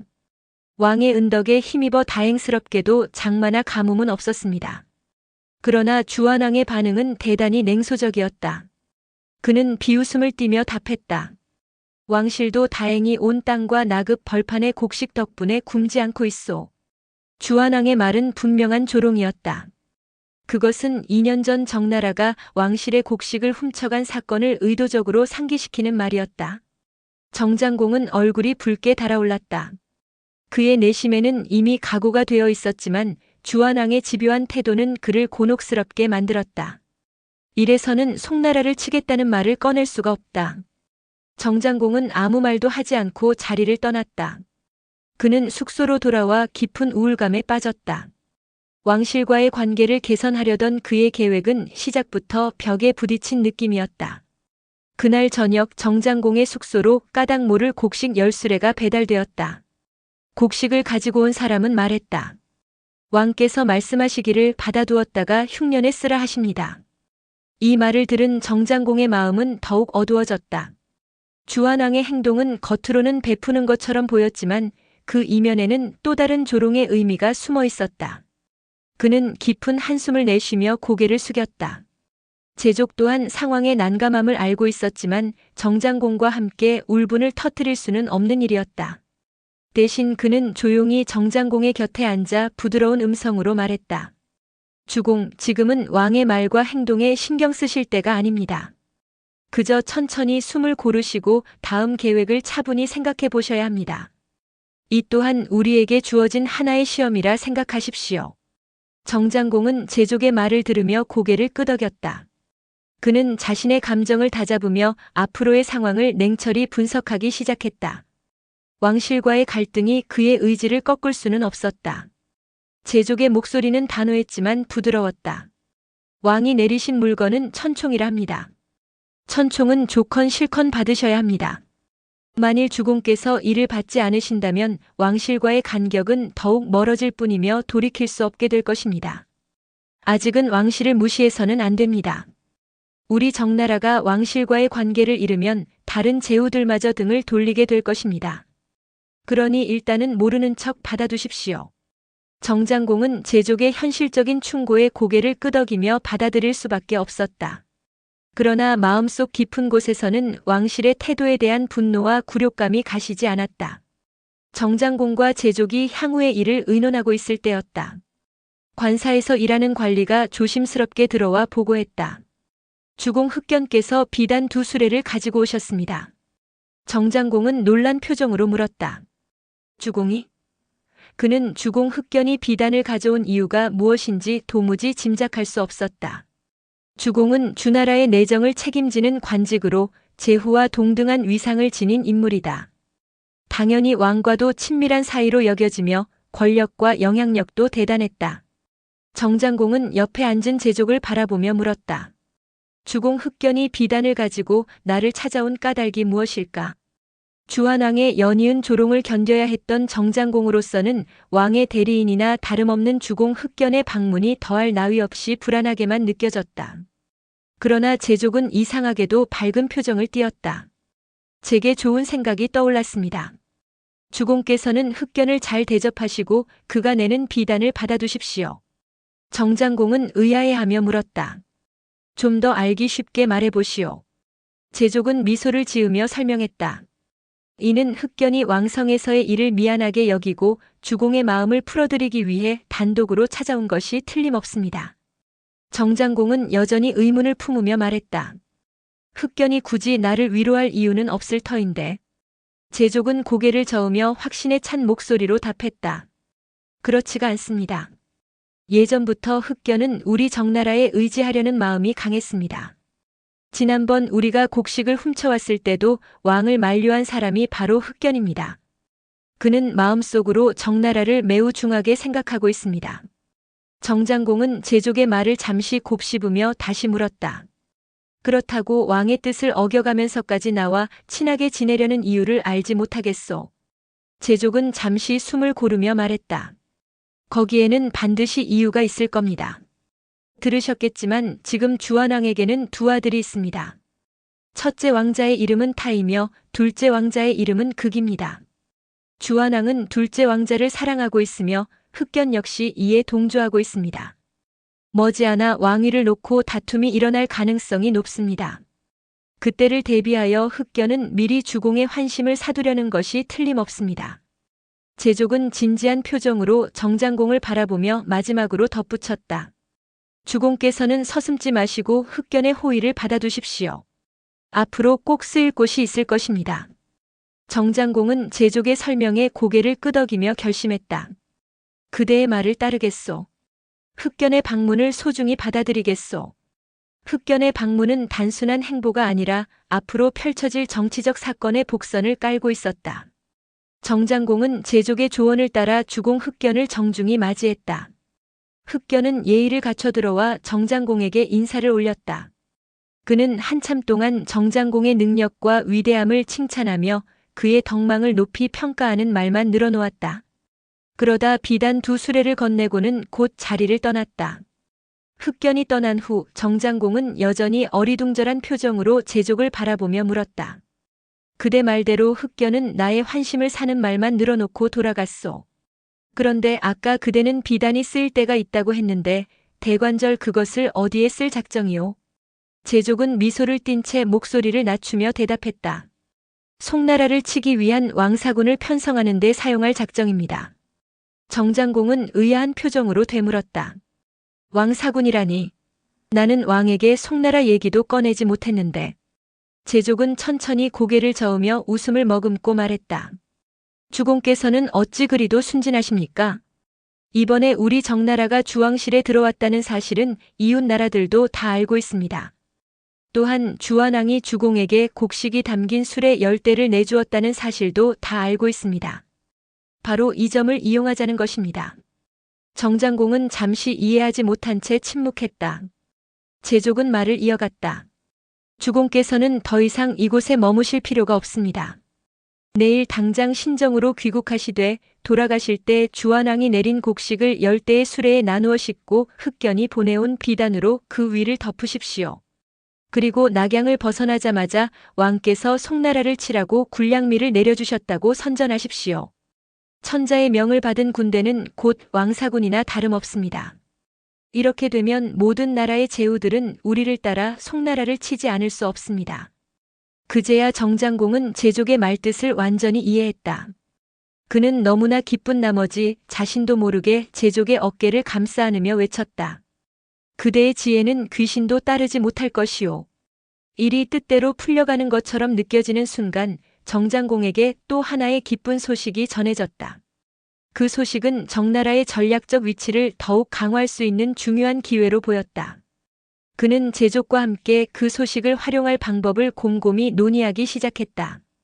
주공 흑견이 주완왕을 설득하여 정장공에게 좌경사의 직위를 다시 내리게 했다는 소식은 순식간에 퍼져나갔다.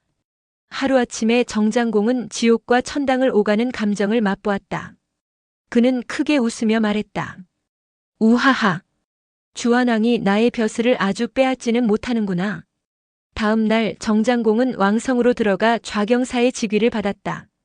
그는 주완왕의 명령에 따라 이 직책을 다시 손에 넣었지만 마음속으로는 승리감을 느끼며 낙양을 떠났다. 낙양 교회로 나오자마자 정장공은 널리 선전하기 시작했다. 우리 정나라는 천자의 명을 받들어 좌경사의 자격으로 송나라를 치고자 한다. 이제 정장공이 오랫동안 준비하고 기다려온 복수전의 막이 오르기 시작했다. 나를 우습게 아는 자는 징벌하리라. 그의 결의는 단호했고 신하들은 빠르게 움직이며 그를 도왔다. 먼저 정장공은 2년 전 성문에서 동맹을 맺었던 제나라에 사신을 보내어 원군을 요청했다. 제나라는 바닷가에 위치한 동방의 강대국으로 현재의 산동성 일대를 봉토로 하고 있었다. 이 나라는 태공망 여상을 시조로 삼고 있었으며 이 시점에서 군주는 제2공이라 불리는 인물이었다. 제2공은 정장공의 요청을 흔쾌히 받아들였다. 그는 자신의 동생 이중년을 장수로 임명하고 병차 300승의 군대를 이끌어 출동하도록 지시했다. 제나라의 병력은 정장공의 복수전에 강력한 힘이 될 것이 분명했다. 정장공은 이어서 노나라에도 사자를 보냈다. 노나라는 역시 산동성 일대를 봉토로 하는 대국으로 당시의 군주는 노은공이었다. 노은공은 공자에 져서 춘추에서 그 기록에 첫머리를 장식한 인물로도 잘 알려져 있다. 이 무렵 노나라 군대의 실권은 공자 휘가 쥐고 있었다. 그는 정나라에서 보내온 제족의 비단과 재화를 남몰래 받았고 이를 바탕으로 노환공에게 다음과 같이 권유했다. 이번에 정나라가 송나라를 치는 것은 천자의 명을 받아서입니다. 군대를 보내지 않으면 천자의 명을 거역하는 것과 다름없습니다. 노은공은 송나라에 대해 특별히 나쁜 감정을 품고 있지는 않았지만 그렇다고 천자의 명을 거역하며 송나라를 비호할 정도로 강한 의지는 없었다. 그는 결국 정나라의 요청을 받아들였고 송나라에 맞서는 정장공의 복수전에 동참하기로 했다. 정장공의 지략과 제족의 외교적 전략은 점차 결실을 맺기 시작했다. 제나라와 노나라의 참여는 정나라 군대의 위세를 크게 높였고 송나라에 대한 복수전은 이제 모든 준비를 마친 채 전투의 날만을 기다리고 있었다. 정장공의 야심은 거침이 없었다. 그는 제나라와 노나라의 지원을 얻어냈지만 거기에서 멈추지 않았다. 그는 채위, 성, 허나라에도 군대 동원령을 내리며 동맹국을 확대하려 했다. 명분은 명확했다. 천자의 명을 받은 왕사군의 일원으로 송나라를 치겠다. 그러나 채위, 성, 허 네 나라는 이를 받아들이지 않았다. 그들은 송나라와의 친밀한 관계와 과거 정장공으로 인한 불신 때문에 그의 요청을 끝내 거절했다. 특히 정장공을 두려워하거나 꺼리는 태도를 숨기지 않았다. 거절의 소식을 들은 정장공은 분노로 불타올랐다. 그는 군신들을 향해 포효했다. 저들이 나를 무시하고 우리 정나라를 업신여기고 있다. 반드시 그 대가를 치르게 만들겠다. 곁에 있던 제족은 차분히 나서며 그를 만류했다. 지금은 송나라를 치는 일이 급합니다. 협조하지 않은 나라들에 대한 처벌은 차후로 미루는 것이 현명할 것입니다. 정장공은 이 말을 듣고는 약간 진정했지만 분노를 완전히 가라앉힐 수는 없었다. 그는 이를 악물고 말했다. 그대 말이 옳소. 하지만 내 반드시 저들을 가만두지 않을 것이오. 주변의 소국을 쓸어버릴 시기는 따로 있을 것이오. 이리하여 정, 제, 노 3개국 연합군이 결성되었다. 이 연합군은 봉천토죄라는 거창한 명분을 내걸었다. 그 뜻은 천자의 명을 받들어 죄를 토벌한다는 것이었다. 정장공은 명분뿐 아니라 행동에서도 위세당당했다. 천자만이 사용할 수 있는 노거를 전투의 상징으로 삼아 앞세웠고 그 앞에는 봉천토죄라고 새겨진 대기를 꽂았다. 수레에는 붉은 화살을 장식하며 천자의 이름 아래 펼쳐질 전쟁의 정당성을 강조했다. 그는 제나라 장수 이중년을 좌군으로 노나라 장수 공자휘를 우군으로 배치했고 자신은 중군의 지휘를 맡아 송나라로 진격했다. 그의 군대는 마치 파도가 밀려오듯 송나라를 향해 덮쳤다. 정장공은 병사들의 사기를 북돋우기 위해 이렇게 외쳤다. 승리한 장수에게는 그 땅을 떼어주겠다. 그의 약속은 연합군에게 큰 동기를 부여했다. 특히 노나라 장수 공자휘는 누구보다 앞장서서 송나라의 노도 지역을 공략했다. 송나라 군대는 강력히 저항하며 팽팽한 균형을 유지하려 했으나 시간이 흐르면서 점차 균형이 깨지기 시작했다. 정나라의 연합군은 서서히 승기를 잡아가기 시작했다. 정장공이 이끄는 세개국 연합군의 첫 승전보는 송나라에 커다란 충격을 안겨주었다. 공자휘의 맹렬한 공격과 250명의 포로를 잡아들인 노도 땅 점령 소식은 송나라의 수도 상구를 혼란에 빠뜨리기에 충분했다. 정장공은 노도 땅에서 연합군의 새로운 진격 계획을 정비했다. 그는 각 장수들에게 명령을 내리며 말했다. 이곳 노도를 거점으로 하여 두 길로 나뉘어 진격하겠다. 영고숙은 노나라 장수 공자휘와 합세해 고성 땅을 공격하라. 공자연은 이들을 뒤따르며 접응하라. 그리고 공소날은 제나라 장수 이중년과 함께 방성 땅을 공격하며 고거미는 그 뒤를 바치라. 정장공은 차분히 명령을 마친 뒤 중군을 이끌고 노도 땅에 남아 장수들로부터 승전 소식을 기다리기로 했다. 그는 확고한 결의와 함께 송나라에 대한 복수전을 한 걸음씩 진행시키고 있었다. 한편 송나라 수도 상구는 연합군의 침공 소식으로 극도의 혼란에 빠졌다. 정나라 하나만 상대하기도 버거운 상황에서 동방의 강대국인 제나라와 노나라까지 합세했으니 상황은 절망적이었다. 특히 노나라가 연합군에 참여한 사실은 송나라 사람들에게 더욱 충격적이었다. 불과 얼마 전까지만 해도 송나라와 동맹을 맺고 정나라를 치러 갔던 노나라가 이제는 정나라 편에 서다니 그야말로 배신으로 느껴질 수밖에 없었다. 송상공은 하늘을 우러르며 탄식했다. 아무리 도의가 땅에 떨어졌다고 해도 조석관으로 변하는 노나라의 배신 행위는 너무 심하다.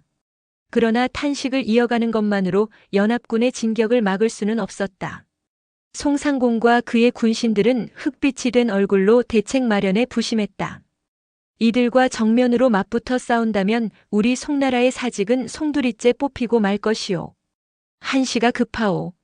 어서 이들을 물리칠 묘책을 강구해 보시오. 송나라 내부에서는 이러한 위기를 극복할 방안을 찾기 위해 치열한 논의가 이어졌다. 3개국 연합군의 위협은 송나라를 벼랑 끝으로 몰아넣고 있었고 송상공은 적들에게서 어떻게든 살아남기 위한 묘수를 찾아내야 했다. 송나라에도 뛰어난 지혜를 가진 제사가 있었으니 대사마 공보가가 바로 그 인물이었다. 그는 송나라 병권을 쥔 실질적 지도자로 국가의 존립을 유지하는 데 중요한 역할을 하고 있었다. 특히 제사는 위기의 순간에 진가를 발휘한다는 점에서 공보가는 그 명성을 증명하고 있었다.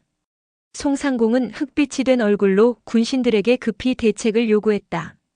그 순간 공보가는 자리에서 벌떡 일어나 자신감 넘치는 목소리로 말했다. 주공께서는 너무 심려하지 마십시오.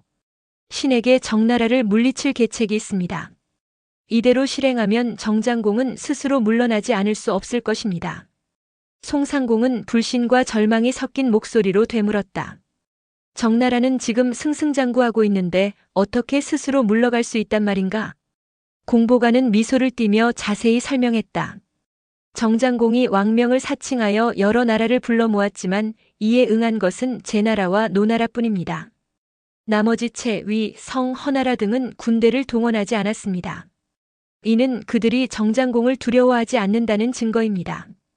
정장공이 이곳까지 직접 내려온 것은 그 군대가 강하다는 뜻이지만 실이 있으면 허도 있는 법입니다. 도성인 신정이 텅 비었을 가능성이 큽니다. 이 틈을 이용하십시오.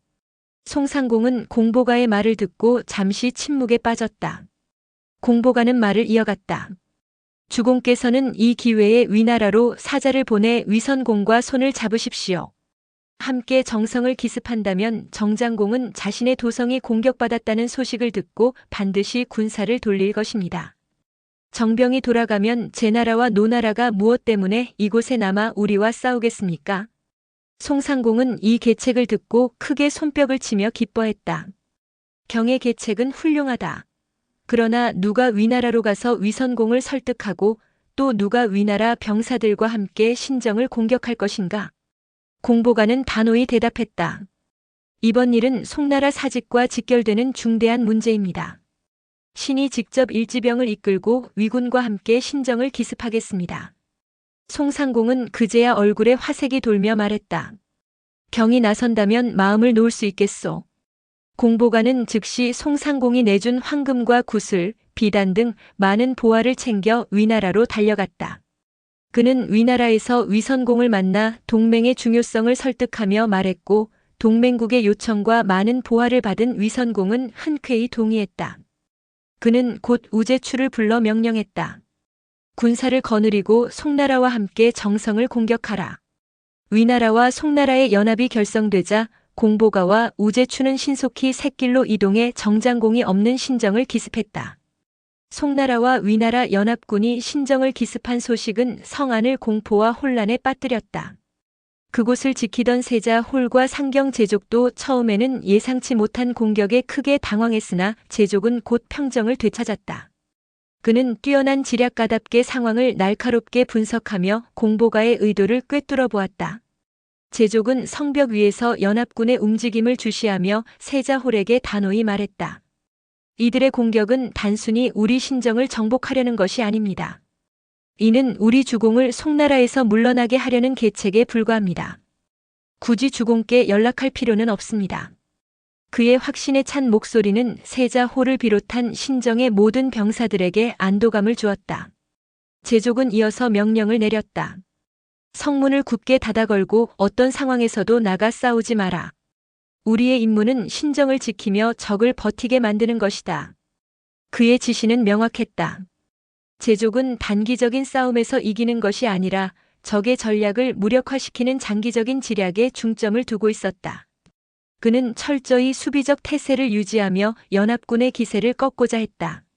송나라와 위나라의 연합군은 신정의 성문 앞에서 공격을 시도했지만 제족이 준비한 방어는 견고했다. 그들은 아무리 공격을 가해도 성문이 열리지 않자 점차 답답함을 느끼기 시작했다. 공보가는 계획대로 정장공이 귀환하도록 유도할 수 없게 되자 초조함을 감추지 못했다. 제족의 용기와 냉철한 판단은 신정을 지키는 데 결정적인 역할을 했다. 그의 전략은 단순히 신정을 방어하는 것을 넘어 정장공의 입지를 굳건히 다지는 중요한 전환점으로 작용했다.